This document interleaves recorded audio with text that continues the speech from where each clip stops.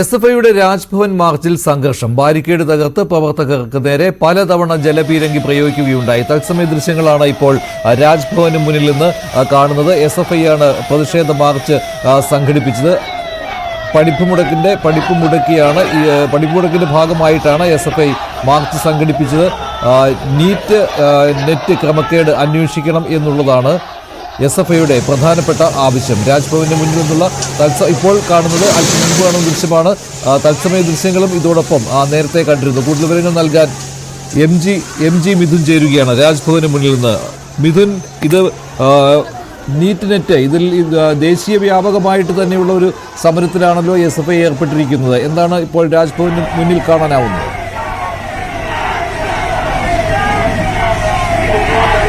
മഞ്ജുഷ, രാജ്ഭവന് മുന്നിൽ ഇപ്പോഴും സംഘർഷാവസ്ഥയ്ക്ക് അയവില്ല. എസ്എഫ്ഐ പ്രവർത്തകർ ഇപ്പോഴും പിഴിഞ്ഞു പോകാൻ തയ്യാറാകുന്നില്ല എന്നുള്ളത് തന്നെയാണ്. നിരവധി തവണയാണ് പ്രവർത്തകർക്ക് നേരെ ജലപീരങ്കി പ്രയോഗിച്ചത്. ഇപ്പോഴും നമ്മൾ ദൃശ്യങ്ങളിൽ കാണുന്ന പോലെ തന്നെ വിദ്യാർത്ഥികൾ കൂട്ടമായി റോഡിലിരിക്കുകയാണ് ജലപീരങ്കിയെ പ്രതിരോധിച്ചുകൊണ്ട്. നേരത്തെ രാജ്ഭവനിലേക്ക് മുന്നിലേക്ക് കടന്നു വന്ന നൂറുകണക്കിന് പ്രവർത്തകരുടെ അകമ്പടിയോട് കൂടിയായിരുന്നു ഈ പ്രതിഷേധത്തിന് സംസ്ഥാന സെക്രട്ടറി ആർഷയുടെ നേതൃത്വത്തിലെത്തിയത്. ബാരിക്കേഡുകൾ തീർത്തുകൊണ്ട് ഈ പ്രവർത്തകരെ തടയാൻ പോലീസ് ശ്രമിച്ചുവെങ്കിൽ പോലും പൂർണ്ണമായും ബാരിക്കേഡുകൾ തകർത്തുകൊണ്ട് അകത്തേക്ക് പ്രവേശിക്കാൻ പ്രവർത്തകർക്ക് സാധിക്കുകയും ചെയ്തു. തുടർന്ന് വലിയ പോലീസ് സന്നാഹം ഇവിടെ ഏർപ്പെടുത്തുകയും ഈ പ്രവർത്തകരെ അറസ്റ്റ് ചെയ്ത് നീക്കാനുള്ള ശ്രമം ആരംഭിച്ചുവെങ്കിൽ പോലും തന്നെ ഇതുവരെയും പ്രവർത്തകരെ ഇവിടെ നിന്ന് നീക്കം ചെയ്യാൻ ഈ നേതൃത്വത്തിന് സാധിച്ചിട്ടില്ല എന്നുള്ളത് തന്നെയാണ്. പോലീസ് നന്നേ വിയർപ്പൊഴുക്കുന്നു. അതായത് ഒരു ഇടവേളയ്ക്ക് ശേഷമാണ് ഇത്തരത്തിൽ വലിയൊരു പ്രക്ഷോഭവുമായി എസ്എഫ്ഐ നേതൃത്വം രംഗത്ത് വരുന്നത്. അത് വലിയ രീതിയിൽ ഒരു സംഘർഷാവസ്ഥയിലേക്ക് എത്തുന്നു എന്നുള്ളത് തന്നെയാണ്. എന്തായാലും നിലവിൽ മറ്റ് നടപടികളിലേക്ക് പോലീസ് കടന്നിട്ടില്ല.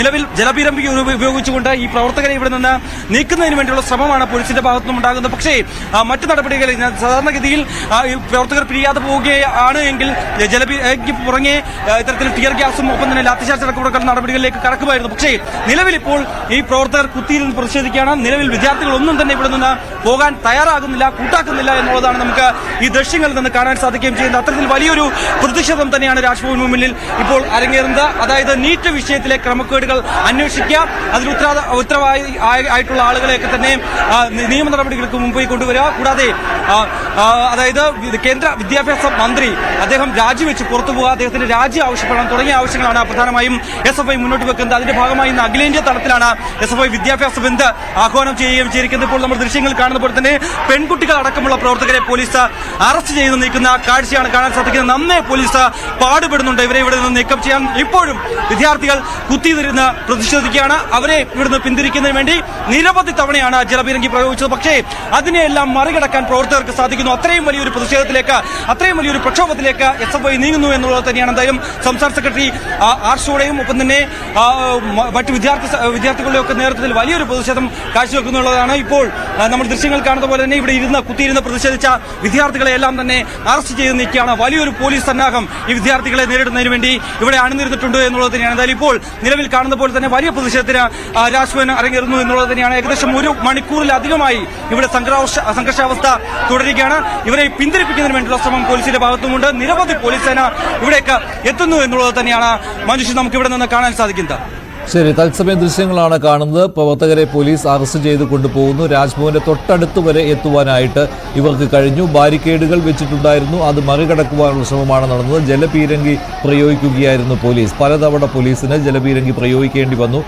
നീറ്റ് നെറ്റ് ക്രമക്കേടിൽ പ്രതിഷേധിച്ച് അഖിലേന്ത്യാ തലത്തിലാണ് വിദ്യാഭ്യാസ ബന്ദിന് എസ്എഫ്ഐ ഇന്ന് ആഹ്വാനം ചെയ്തിരുന്നത്. ഇതിന്റെ ഭാഗമായി പല ഭാഗങ്ങളിലും, പ്രത്യേകിച്ച് കേരളത്തിൽ എല്ലായിടങ്ങളിലും എസ്എഫ്ഐ പ്രതിഷേധിക്കുന്നുണ്ട്, മാർച്ചുകൾ സംഘടിപ്പിക്കുന്നുണ്ട്.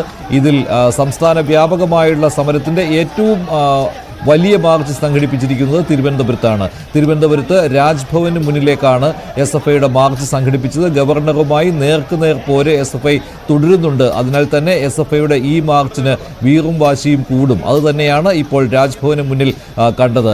സംസ്ഥാന പ്രസിഡന്റ് ആർഷോയും ഈ മാർച്ചിൽ പങ്കെടുത്തു എന്ന പ്രത്യേകതയുണ്ട്. അതിൻ്റെ തത്സമയ ദൃശ്യങ്ങൾ കാണുന്നു. അല്പം മുമ്പായിരുന്നു സംഘർഷം രാജ്ഭവന് മുന്നിൽ ഉണ്ടായിരുന്നത്. പോലീസും എസ്എഫ്ഐയും തമ്മിലുള്ള ഒരു നേർക്കുനേർ പോരാട്ടം രാജ്ഭവന് മുന്നിൽ കാണാനായി. അതിനുശേഷം ഇപ്പോൾ പ്രവർത്തകരെ പോലീസ് അറസ്റ്റ് ചെയ്ത് നീക്കുന്ന ദൃശ്യങ്ങളാണ് കണ്ടുകൊണ്ടിരിക്കുന്നത്.